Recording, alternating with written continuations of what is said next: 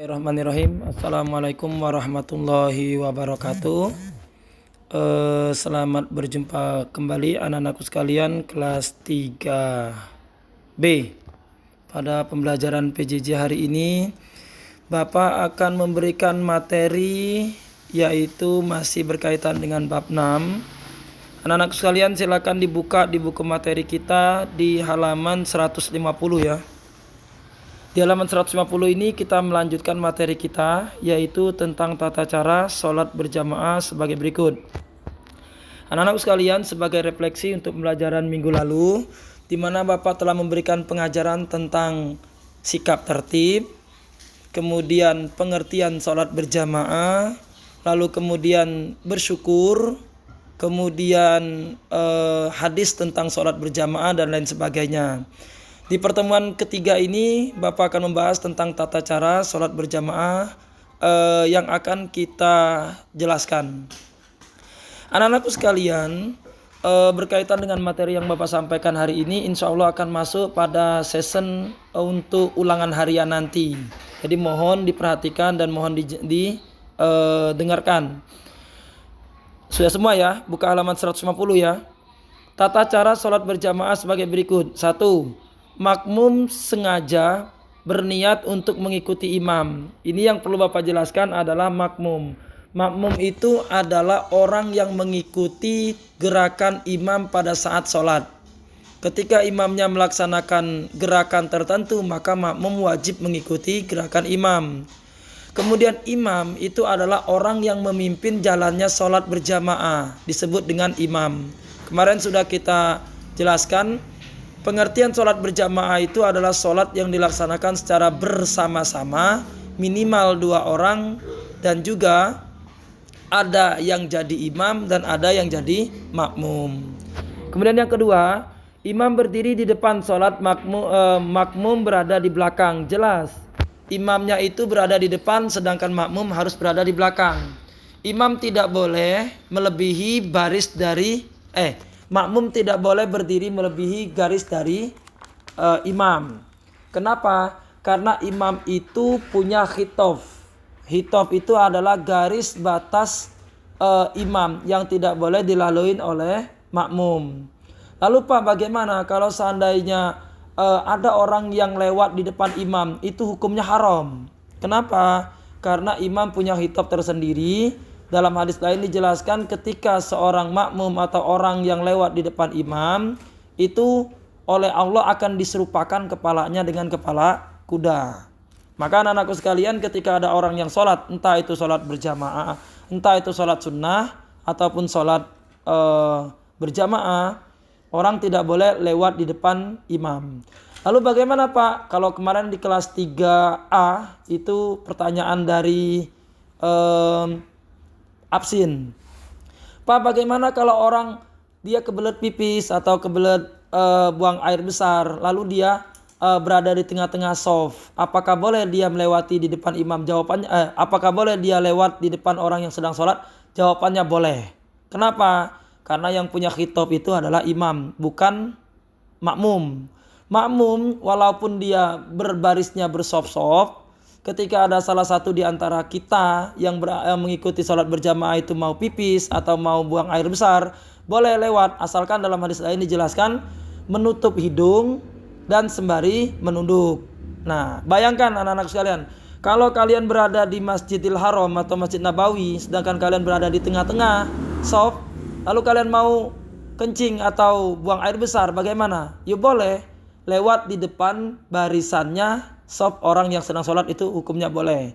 Yang tidak boleh adalah lewat di depan imam. Apa namanya Pak? Namanya adalah khitof, baris atau batas dari keimaman. Makanya kita lihat kalau di Masjid Istiqlal atau Masjid Nabawi, Masjidil Haram, imamnya itu dijaga, imamnya itu dikasih pembatas. Kenapa? Biar orang tidak lewat sembarangan. Nah, kalau kita sholat di rumah atau di mana caranya? Makanya kasih pembatas. Apa misalkan botol aqua kalau kita mau sholat, atau apalah pulpen atau apa yang membatasi baris antara imam dengan perjalanan atau jalan. Kemudian anak-anakku sekalian, itu hitof ya, sudah Bapak jelaskan tentang hitof. Lalu yang kedua, Imam berdiri di depan sedangkan makmum berada di belakang. Sudah. Laki-laki tidak diperbolehkan ikut imam perempuan. Jadi ketika ada perempuan yang sedang sholat, nah itu tidak boleh seorang laki-laki berjamaah dengan imam perempuan, itu tidak boleh. Contoh amin ada apa? Ada. Misalkan gini, di suatu majelis atau suatu masjid itu ada pengajian umum khusus untuk akhwat, akhwat khusus untuk ibu-ibu. Ketika masuk waktu zuhur biasanya mereka sholat. Nah, ketika di situ ndelala misalkan yang sholat itu perempuan semua. Nah, maka laki-laki tidak boleh berimam dengan seorang perempuan. Kenapa? Karena ar-rajulu qawamun nisa. Perempuan, laki-laki itu adalah pemimpinnya perempuan. Lalu nanti ada pertanyaan, Pak, kenapa seorang laki-laki selalu jadi pemimpin sedangkan seorang perempuan selalu jadi bawah? Jawabannya adalah laki-laki itu oleh Allah diberikan derajat lebih tinggi daripada perempuan. Kenapa? Karena dia telah menafkahkan sebagian hartanya untuk perempuan. Jadi begitu ya. Nanti biasanya di ulangan itu ada pertanyaan, mengapa seorang perempuan tidak boleh menjadi pemimpin terhadap seorang laki-laki? Jawabannya, laki-laki lebih tinggi derajatnya ketimbang perempuan. Ini dalam segi agama ya, bukan dalam segi pekerjaan, finansial atau politik atau ekonomi, bukan. Selanjutnya, apabila makmum hanya satu, yang keempat dulu. Imam dianjurkan mengarahkan shaf atau barisan agar lurus dan rapat. Rapat bukan berarti berdesak-desakan, tetapi tetap berposisi nyaman untuk melakukan gerakan sholat. Lah betul, anak-anakku sekalian, sebagai seorang imam itu ketika dia belum memulai waktu sholat harus menyatakan atau melafalkan istawu wala takhtalifu fatahtalifa qulubukum, atau sawu sufufakum fa inna taswiyatas sofi intamami sholah. Kenapa? Karena imam berkewajiban untuk membuat shaf itu menjadi rapat atau menjadi kenceng, menjadi tidak ada selah antara jari kelingking temannya dengan jari kelingking kita, itu mestinya nempel. Kalau dalam hadis lain Bukhari menyatakan al-mankibul yumankib.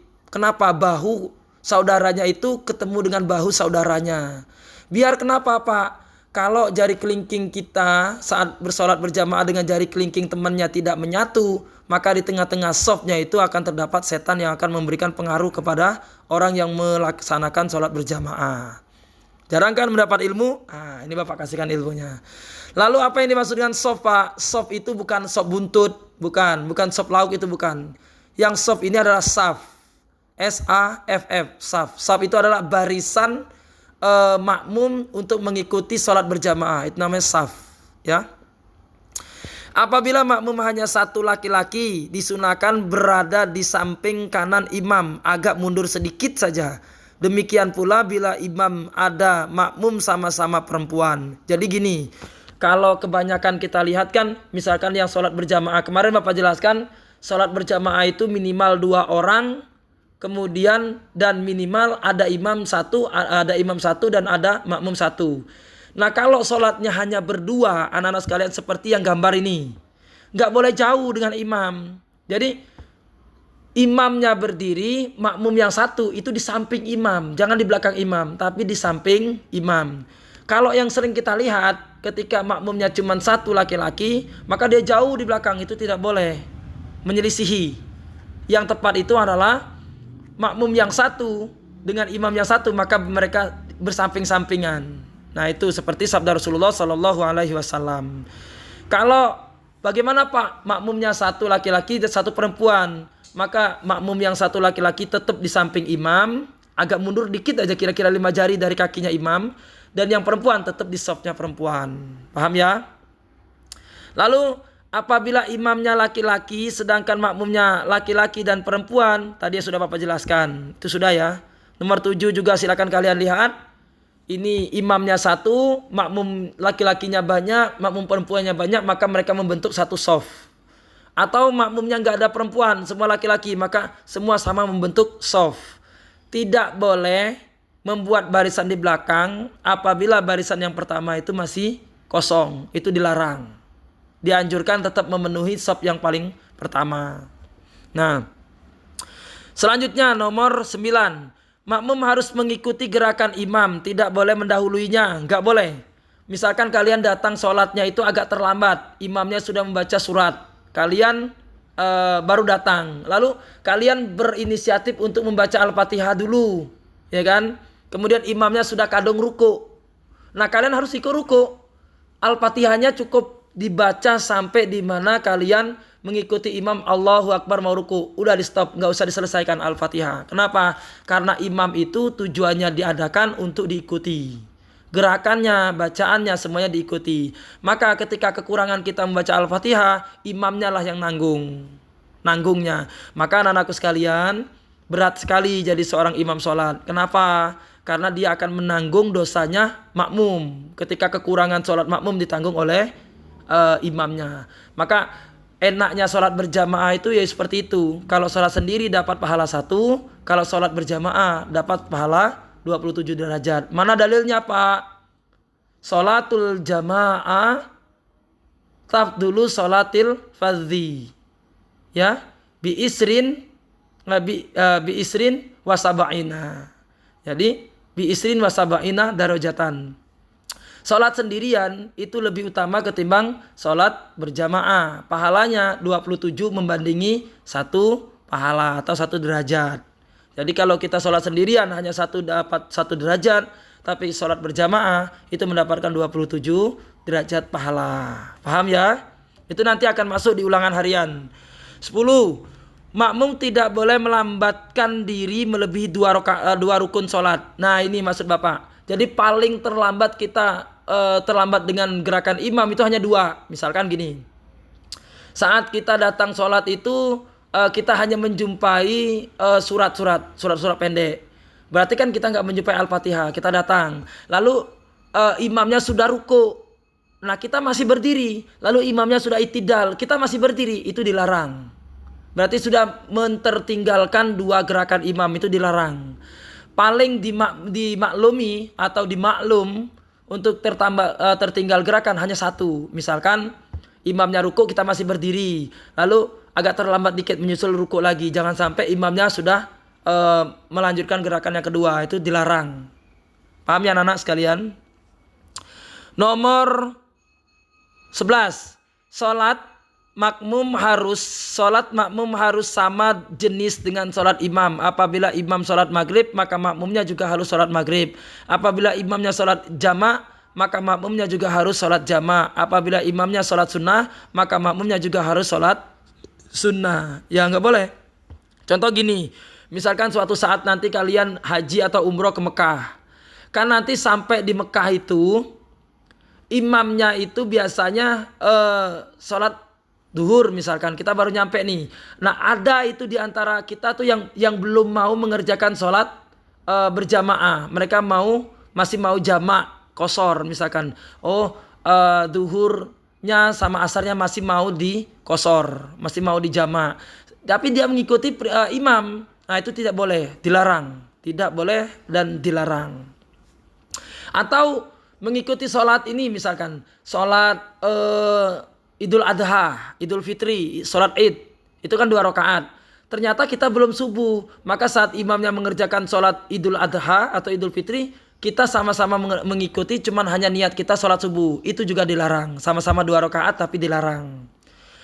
Lalu nomor 12, sebaik-baiknya shaf laki-laki itu adalah yang paling depan, sedangkan sebaik-baiknya shaf perempuan itu adalah yang paling belakang.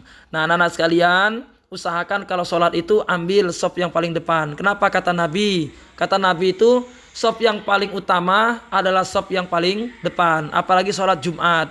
Sholat Jumat Nabi menyatakan yaumul jum'ah, al jum'atul jum'atul ukhra, ziyadatun dan seterusnya. Jadi sholat Jumat itu tingkatan barisan menentukan tingkatan sodakoh kita. Ketika kita berada di shaf yang paling utama, paling depan, maka Nabi menyatakan seakan-akan seperti orang yang sedekah 1 onta. Ketika dia mundur shaf yang paling 2, maka seakan-akan seperti orang yang sedekah lembu atau sapi, bakor.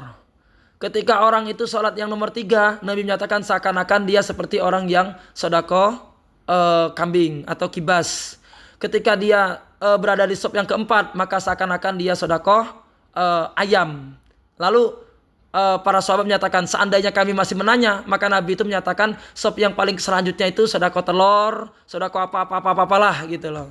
Jadi yang paling pol ketika kita sholat itu utamakan bisa sholat di sop yang paling utama atau sop yang paling depan dimanapun, mau di rumah kek, mau di masjid, mau di musola, biasakan sholat yang paling depan kalau bisa. Tapi kemarin itu nanya yang nanya itu di kelas 3A ya, siapa itu perempuan. Lalu kenapa? Oh, Aspar, maaf, Aspar, Bapak masih ingat ya. Aspar itu nanya, Pak, lalu kenapa Pak, kalau kami sholat maghrib, sholat isya di Al-Hikmah atau di masjid itu selalu kami disuruh sop yang paling belakang Pak, padahal kan sop yang paling utama itu adalah sop yang depan. Saya sampai mikir, wah hebat sekali ini anak, kok pikirannya sampai seperti itu gitu loh. Lalu saya belikan aplaus, saya suruh anak-anak tepuk tangan untuk mengapresiasi pertanyaan Aspar. Aspar itu kelas 3A. Betul sekali. Kenapa sih anak-anak itu selalu disuruh sop yang paling belakang, paling belakang pojok lagi kan gitu. Kalau Bapak sholat di Al-Hikmah, itu Bapak sering banget sholat di Al-Hikmah. Anak-anak supaya sholat di paling belakang. Kalau dia Al-Falah ini, kalau sholat duhur, bahkan imamnya langsung turun tangan. Yang anak-anak sholat di belakang. Gini loh maksudnya.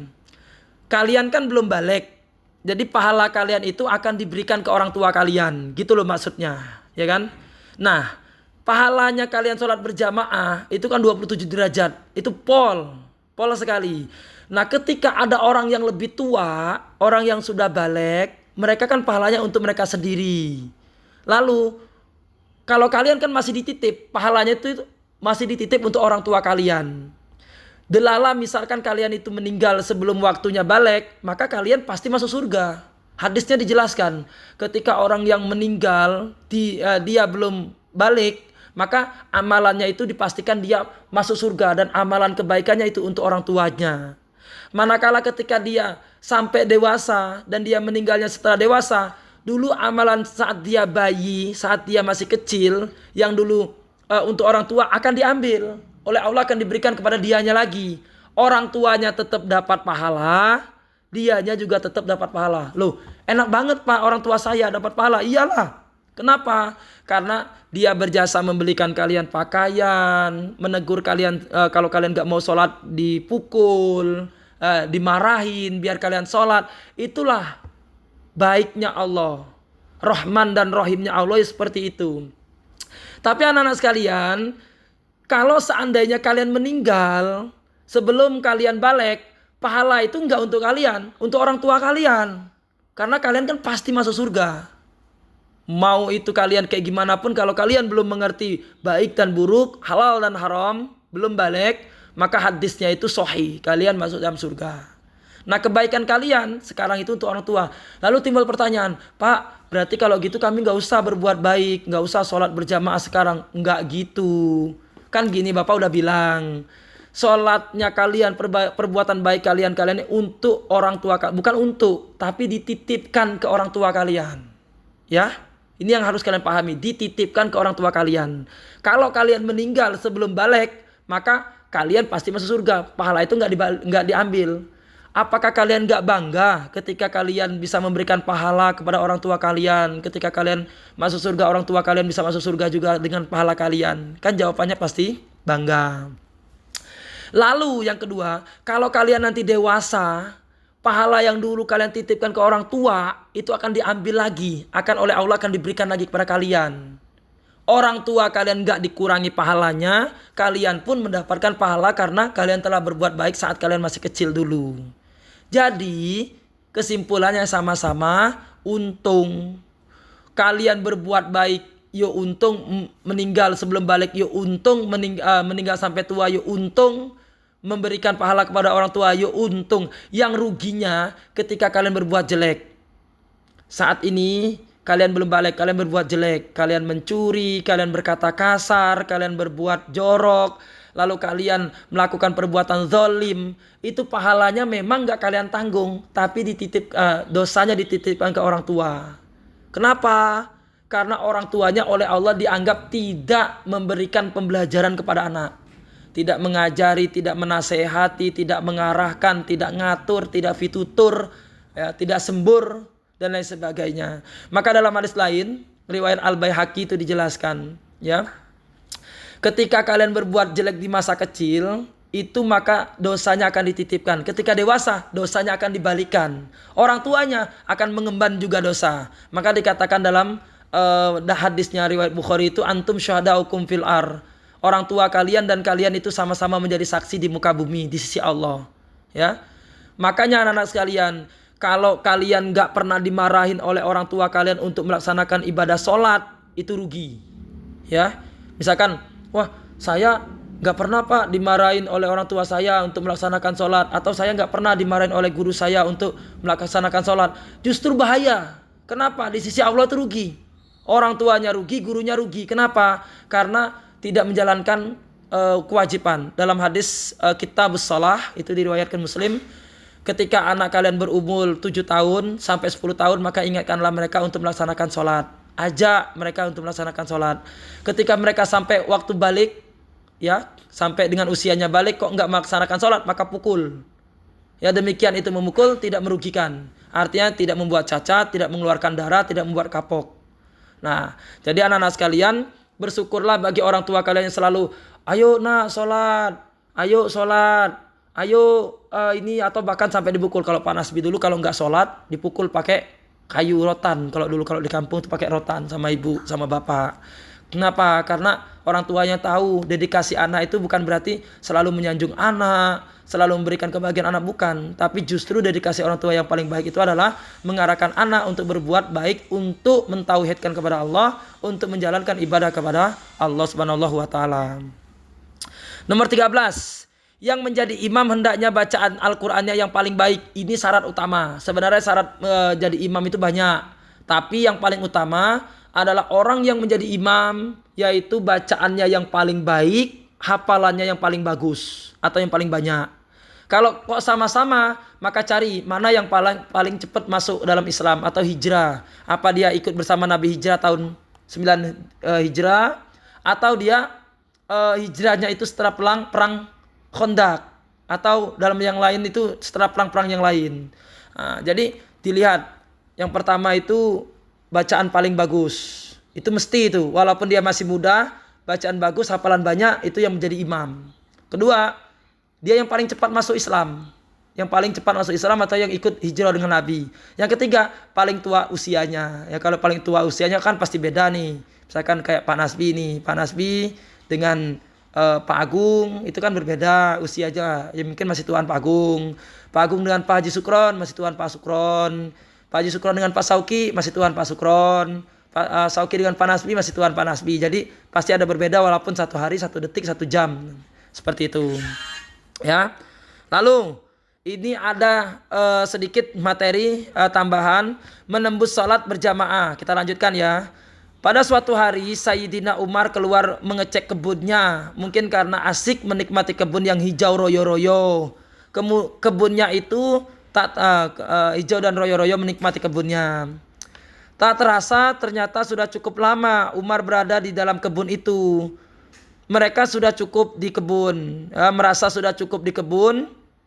Sayyidina Umar kemudian pulang ke rumah. Ia menyaksikan orang-orang sudah selesai melaksanakan sholat berjamaah. Akhirnya Sayyidina Umar sangat menyesal sekali karena tertinggal sholat berjamaah.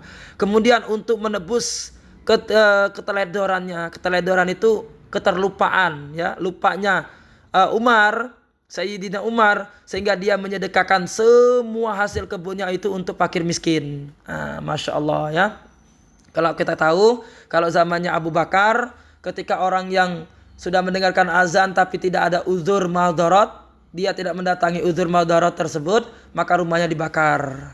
Ketika zaman Umar juga sama, masih dibakar tuh. Lalu ketika Umar sendiri ternyata pernah meninggalkan sholat berjamaah. Saat itu dia jalan ke kebunnya. Kalau dalam hadis riwayat siapa bapak lupa, tapi nama hadisnya itu adalah apa namanya? Aduh, bapak lupa itu. Apa namanya itu? Tarikh.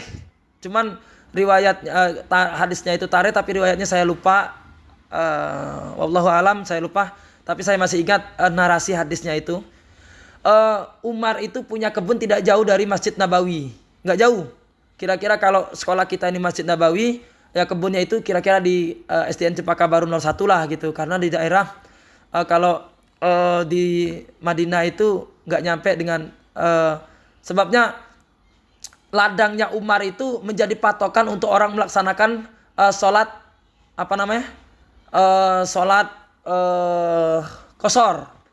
Dalam sabda Nabi dikatakan, ketika kalian sudah meninggalkan Masjid Nabawi, kira-kira di ladang kebunnya Umar, gitu kan? Kira-kira di ladang kebunnya Umar, dan kalian sudah pasti tujuannya untuk suatu tempat, ya, yang kira-kira 80 kilo, maka silakanlah mengerjakan sholat qashar. Nah, berarti kan ladangnya Umar itu nggak jauh dari Masjid Nabawi. Kalau dalam hadis lain itu, kira-kira kalau orang memanggil itu suaranya hampir samar-samar kedengeran. Oh, kalau di kampung itu kan kalau itu memanggil untuk ibu mau masak di kebun, ibu, nah itu masih samar-samar. Nah itulah kira-kira kebunnya Umar, berarti nggak jauh dari Masjid Nabawi. Lalu saat itu Umar itu kan senang berkebun, bukan senang ya, karena di Arab itu kan tanahnya tandus. Kemudian jarang yang hijau-hijau, jarang yang tumbuh subur. Delala di kebunnya Umar itu ada mata air yang bisa menyirami kurma-kurmanya, sehingga kebun Umar itu terlihat subur, kebunnya itu hijau. Lah orang kalau biasa melihat yang kering-kering, biasa melihat padang pasir, lalu kemudian masuk ke tempat yang rindang, masuk ke tempat perkebunan, itu seneng luar biasa sampai lupa waktu. Lah Umar begitu, Umar juga lupa waktu, tiba-tiba, aduh, Masya Allah, saya sudah kelamaan ini di kebun. Akhirnya dia segera pulang, niat dia mau sholat berjamaah, mau ngimamin sholat. Ternyata orang sudah keluar dari Masjid Nabawi. Lalu Umar menangis kala itu kan, bahkan dia mengurung diri, dia sedih. Lalu dalam hadis lainnya itu dia karena Nabi sudah meninggalkan waktu itu, lalu kemudian dia mensedekahkan hasil kebunnya. Tapi dalam hadis lain ini Bapak cari semalam itu ya, di Bapak lupa itu, tapi ini di riwayat Ibnu Majah, tapi hadisnya ini hasan. Ini Nabi masih hidup ternyata, zamannya Nabi masih hidup malahan. Jadi dia ini belum jadi Amirul Mukminin. Umar ini belum jadi Amirul Mukminin. Biasanya itu sholat berjamaah dengan Nabi. Jadi ternyata dia ketinggalan sholat berjamaah dengan Nabi. Akhirnya dia datang kepada Nabi, kemudian dia mensedekahkan semua hasil kurma kepada baginda Rasul. Lalu oleh Ali, Sayyidina Ali itu hasil kurmanya dibawa ke